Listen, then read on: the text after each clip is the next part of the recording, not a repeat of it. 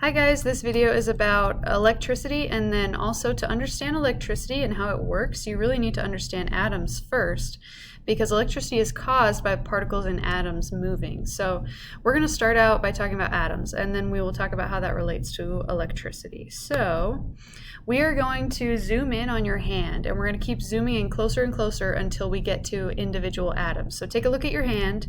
Your hand is covered in skin. This is a really cool cross-section of skin. You can see your hair follicles, you can see the sweat gland all curled up here, you can see fat and blood vessels. So zooming into your skin, we can see that the skin is made of cells. We're going to learn more about cells later on in the year. They have lots of different parts, but if we zoomed in on one of those cell parts, like if we zoomed in on this outer membrane out here, we would see that it's made of molecules. This one on the left is called a phospholipid, and a whole bunch of these phospholipids are what make up the cell membrane. And then also on the right we have DNA, which is inside a cell. So now these molecules, we're going to zoom in into one of these spheres. So take a look at this sphere right here. We're going to zoom into one of those, and that is an atom. So this is a lot of the times how we model atoms, and I'm going to see if my pen is turned on here. Here we go. The atom has three main parts, so let's look at them. We've got this green one is called an electron, and it has a negative charge, so I'm going to put negative in parentheses there. Normally electrons, not normally, but always in real life, electrons are much, much smaller than these red and blue pieces in the middle. They just drew them bigger in this model here so you can see them, but in reality they should be way, way, way smaller than this. This blue one that's positively charged, that's called a proton. So I'm going to put a positive charge in parentheses here. And then the red one is a neutron, and it is neutrally charged. It has zero charge. So the protons and neutrons are in the middle. That's called the nucleus. This whole middle cluster is called the nucleus of the atom. And then the electrons are orbiting around the outside, and remember, they should be much, much smaller than the protons and neutrons. And the electrons are negatively charged. And in fact, it's the electrons that are moving in electricity. Since they're around the outside, they can jump from one atom to another. And when an electron moves between atoms, that is what electricity is. So first I want to show you, so this is what we just talked about. Atom, it's the smallest complete unit of something. So if you zoom in far enough, you eventually get to an atom. And it comes from the Greek word meaning indivisible, which means you can't cut it up any smaller than that. And it's made of protons, neutrons, and electrons. Again, protons are positively charged, neutrons have zero charge, they're neutral, and then electrons are negatively charged. And then protons and neutrons are in the nucleus, electrons orbit around the outside. I'm sure you've seen the periodic table before.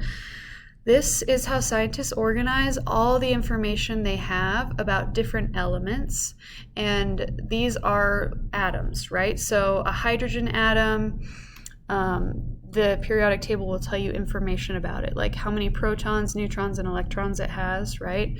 A carbon atom, I believe a carbon atom is the one that we looked at before. Let me just go back a little bit to that atom model we had. So this is a carbon atom. I know that based on how many protons it has. And then if I go forward to the periodic table, you can see carbon right here. So this is just a way to organize all the different elements and what their atoms are kind of like. You don't need to worry about this too much until 8th grade, but I figured I'd show it to you. Okay, so electricity is just the movement of those electrons. Remember, we have the atom back here, and when one of these green electrons moves from one atom to another, that's when we get electricity. So the reason we have lights on or your phone can be charged is because of electricity, right? It's just electrons moving from one atom to another. This picture here is of a zoomed in cross section of a copper wire. So all of these orange circles in the middle of this picture are supposed to be copper atoms, and copper is a conductor. And I know you've learned about conductors before. Conductors can conduct electricity, and then insulators do not conduct electricity. So an example of an insulator might be like rubber or dry wood, right? Some conductors might be like copper or steel, other metals like that, right? So the light blue circles in this picture are supposed to be electrons, and you can see they're moving from one copper atom to another, and this arrow shows us which direction they're going. So this picture is showing electricity running through a copper wire. And since copper is a conductor, that's why the electrons are able to move from atom to atom along the wire, right? So that's current electricity. That's like when you turn on the lights in your house, then there's electrons running along the wires in your house to power the light bulbs, right? That's when we have harnessed electricity to make it do stuff for us, right? But there's also natural electricity that just kind of happens in your daily life, and that would be static electricity. So sometimes you might put on your shirt in the morning and it's like sticking to you all weird, right? Or sometimes like, this used to always happen to me when I was in school. I'd be sitting at my desk on the plastic chairs that they always have in school, and my arm would like touch the chair. And then when I moved my arm away from the chair, all the hairs on my arm were like standing straight up, like being attracted to the plastic chair. That happened to me all the time in school. That's static electricity. It just happens naturally without us really like planning on it happening. So this picture shows us static electricity. What they've done in this picture is they took a balloon and rubbed it on a sweater.